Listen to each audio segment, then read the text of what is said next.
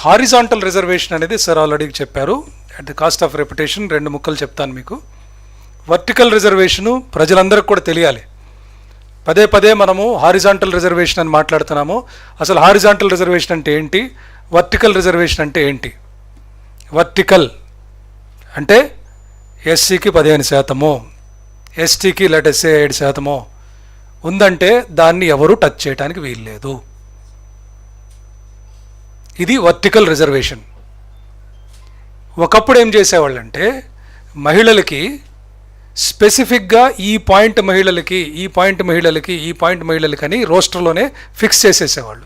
అంటే నోటిఫికేషన్ ఇచ్చినప్పుడే ఈ పలానా పోస్టు 4వ పోస్ట్ మహిళకి, 14వ పోస్ట్ మహిళకి, 28వ పోస్ట్ మహిళకి అని క్లియర్గా చెప్పేవాళ్ళు. ఇప్పుడు సార్ చెప్పినటువంటి కోర్టు కేసులు, సుప్రీంకోర్టు ఇన్స్ట్రక్షన్స్ తర్వాత అది మారిపోయింది. ఒక డైనమిక్గా అయిపోతుంది. ఆ డైనమిక్ సిస్టమ్ని అర్థం చేసుకోలేక రకరకాలుగా అపోహలు, రకరకాల సందేహాలు పెట్టుకొని ఏదో తప్పు జరిగిపోయింది, ఏదో అన్యాయం జరిగిందని అనుకుంటున్నారు. ఒక పరీక్ష పెట్టినప్పుడు 5 పోస్టులు ఉంటే 100 మంది అపేర్ అవుతారు. 5 మంది సెలెక్ట్ అవుతారు, 95 మంది డిసప్పాయింట్ అవుతారు. తప్పులేదు, డిసప్పాయింట్ అయిన వాళ్ళ ఫీలింగ్స్ నేనేమి తప్పు పట్టట్లేదు. కానీ సెలెక్ట్ అయిన వాళ్ళు కరెక్ట్గా సెలెక్ట్ అయ్యారా లేదా అది మనం చూడాల్సిన అవసరం ఉంది. ఈ 5గురు కరెక్ట్గా సెలెక్ట్ అయ్యారా లేదా, రూల్స్ ప్రకారం చేశారా లేదా, రూల్స్కి వ్యతిరేకంగా ఏమన్నా ఉంటే వచ్చి మీరు అడిగితే చూపించడానికి సిద్ధంగా ఉన్నామని పదే పదే అనేక సందర్భాల్లో చెప్పడం జరిగింది. ఒక చిన్న ఉదాహరణ, ఒక బస్సులో లెటెస్సే 100 మంది ఎక్కించాలి. లైన్ నించొని ఉన్నారు.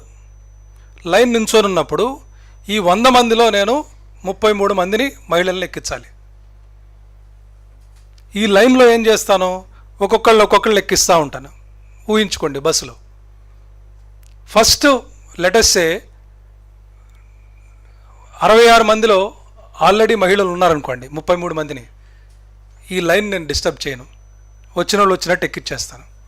కానీ ఫస్ట్ 66 మంది తర్వాత ఎక్కించిన తర్వాత బస్సులో చూస్తే మహిళలు లేరనుకోండి, ఈ లైన్ ఆపేసి ఆ లైన్లో ఎంత చివర ఉన్న మహిళల్ని ముందుకు తీసుకొచ్చి బస్సు ఎక్కిస్తాను. ఇది హారిజాంటల్ రిజర్వేషన్ అంటే. ఈ లైన్లో ఉన్నవాళ్ళు ఇదేంటి అన్యాయము అంటే కుదరదు. ఎందుకంటే రిజర్వేషన్ పద్ధతి అది, సుప్రీంకోర్టు చెప్పిన పద్ధతి అది. దయచేసి ఇది అర్థం చేసుకోవాలి. బస్సులో మేము ఎక్కలేకపోయాము అంటే ఎందుకు ఎక్కలేకపోయారు? దీనికి ఒక రిజర్వేషన్ ఉంది. వచ్చిన ఫస్ట్ 66%లో ఆల్రెడీ మహిళలు ఉంటే మీకు ఆపాల్సిన అవసరం లేదు, మీకు వచ్చేస్తుంది.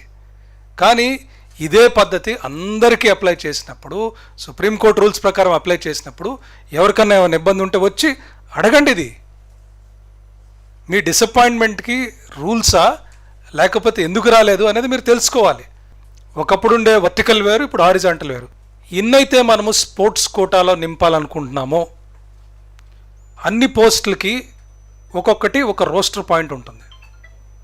అంటే సపోజ్ నేను ఒక జిల్లాలో స్కూల్ అసిస్టెంట్ సోషల్ అని అనుకుంటున్నాను. ఈ స్కూల్ అసిస్టెంట్ సోషల్ది ఇదివరకు ఏ పాయింట్ దగ్గర ఆగింది, ఇప్పుడు ఏ పాయింట్ వరకు వస్తుంది అన్న సమాచారం మాత్రమే స్పోర్ట్స్ డిపార్ట్మెంట్ వాళ్ళకి ఇచ్చాం.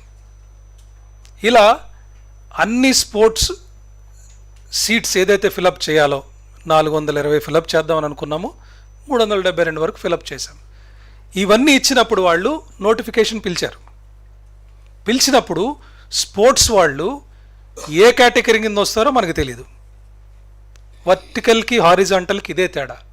వర్టికల్ అయితే ఒకప్పుడు ఈ పలానా బీసీడీ స్పోర్ట్స్ కేటగిరీ అని చెప్పేవాళ్ళం. ఇప్పుడు అలా చెప్పడానికి లేదు. ఇప్పుడేం చెప్తామంటే స్పోర్ట్స్ ఇన్ని ఫిలప్ చేస్తాను, అందులో ఏ కేటగిరీ వాళ్ళన్నా రావచ్చు, ఓసీ రావచ్చు, బీసీ రావచ్చు, ఎస్సీ రావచ్చు, ఎస్టీ రావచ్చు. సపోజ్ నేను గోల్డ్ మెడలిస్ట్ని, నేను బీసీ, నాకున్న బీసీ కోటాలోనే తీసుకెళ్ళి కూర్చోబెడతాం. సపోజ్ నేను ఓసీ, అంతర్జాతీయ క్రికెట్ క్రీడాకారుణ్ణి, నన్ను తీసుకెళ్ళి ఓసీ దాంట్లోనే కూర్చోబెట్టాలి. అంతేగాని సెపరేట్ పాయింట్ ఇవ్వటం ఉండదు. ఒకప్పుడు సెపరేట్ పాయింట్ ఉండేది, ఇప్పుడు లేదు. ఇది హారిజాంటల్కి వర్టికల్కి ఉన్న తేడా.